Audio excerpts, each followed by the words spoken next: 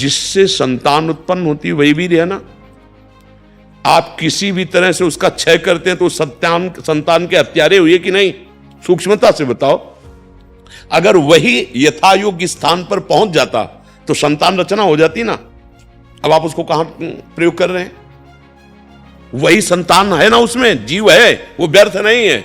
महापापी हो जाओगे, इसलिए बुद्धि भ्रष्ट हो जाती है और दुर्गति को प्राप्त होते हैं। चाहे अब ये जो शब्द आप बोल रहे हो ये तुम्हारे सुधार के लिए बोल रहे हैं। यदि तुम्हें स्त्री शरीर प्रिय नहीं, पाणी ग्रहण करने की भावना बिल्कुल मत रखना, क्योंकि केवल पाणी ग्रहण संतान उत्पत्ति सृष्टि पूजा के लिए तुम ब्रह्मचर्य रहकर समाज की सेवा कर सकते हो।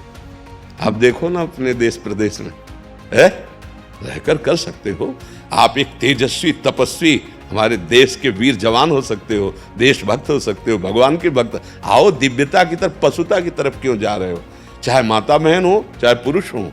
यदि आपको ऐसा नहीं तो आप अपने घर में रहकर ब्रह्मचर्य पूर्वक तपस्या आराधना करो। एक से एक देवियां महाभागवत हुई जिन्होंने भगवान को अधीन कर लिया है। ऐसे नार की बेमतलब चेष्टाएं, बेमतलब क्रियाएं, तो बेमतलब जीवन व्यर्थ चला जाएगा भाई, इसमें कोई सार नहीं।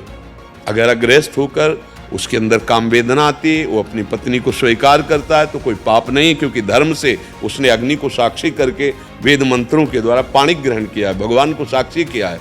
अगर वहां तो उसका, लेकिन अन्य, ये बहुत बड़े पाप की बात है भाई। हम तो प्रार्थना करते हैं कि आपकी बुद्धि बहुत जल्दी शुद्ध हो और आप इन सब दोषों से मुक्त हो जाए।